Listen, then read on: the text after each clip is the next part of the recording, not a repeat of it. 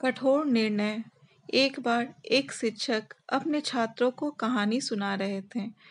एक बार समुद्र के बीच में एक बड़े जहाज पर बड़ी दुर्घटना हो गई। कप्तान ने जहाज खाली करने का आदेश दिया। जहाज पर एक युवा दंपत्ति थे।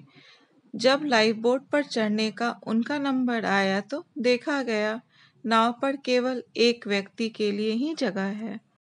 इस मौके पर आदमी ने अपनी पत्नी को अपने आगे से हटाया और नाव पर कूद गया। जहाज डूबने लगा। डूबते हुए जहाज पर खड़ी औरतें जाते हुए अपने पति से चिल्लाकर एक वाक्य कहा। अब शिक्षक ने रुककर स्टूडेंट से पूछा, तुम लोगों को क्या लगता है उस स्त्री ने अपने पति से क्या कहा होगा? ज्यादातर विद्यार्थी फौरन चिल्लाए, स्त्री ने कहा होगा, मैं तुमसे नफरत करती हूँ। कुछ विद्यार्थियों ने कहा कि तुमने यह अच्छा नहीं किया। कुछ विद्यार्थियों ने कहा, तुमने मुझे धोखा दिया है। लगभग सब जवाब ऐसे ही थे। अचानक शिक्षक का ध्यान एक विद्यार्थी की तरफ गया। वो एकदम शांत बैठा हुआ था। उसने अभी तक कोई जवाब नहीं दिया। शिक्षक ने बड़ी आशा भरी निगाह से उससे पूछा कि तुम बताओ, तुम्हें क्या लगता है उस पत्नी ने चिल्लाकर अपने पति से क्या कहा होगा? वह लड़का बोला, मुझे लगता है कि उस औरत ने कहा होगा, हमारे बच्चे का ख्याल रखना। शिक्षक को बहुत आश्चर्य हुआ। उन्होंने उस लड़के से पूछा, क्या तुमने यह कहानी पहले सुन रखी थी? लड़का बोला, जी नहीं, लेकिन यही बात बीमारी से मरती हुई मेरी माँ ने मेरे पिता से कही थी। शिक्षक ने दुख पूर्वक कहा, तुम्हारा उत्तर सही है।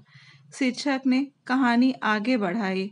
जहाज डूब गया, स्त्री मर गई, पति किनारे पहुंचा और उसने अपना बाकी जीवन अपनी एकमात्र पुत्री जो नानी के पास थी उसके समुचित लालन पालन में लगा दिया। कई सालों बाद जब वो व्यक्ति मर गया तो एक दिन सफाई करते हुए उसकी लड़की को अपने पिता की एक डायरी मिली। डायरी से उसे पता चला कि जिस समय उसके माता पिता उस जहाज पर सफर कर रहे थे, उसकी माँ तब तक एक जानलेवा बीमारी से ग्रस्त थी और उनके जीवन के कुछ दिन ही शेष थे।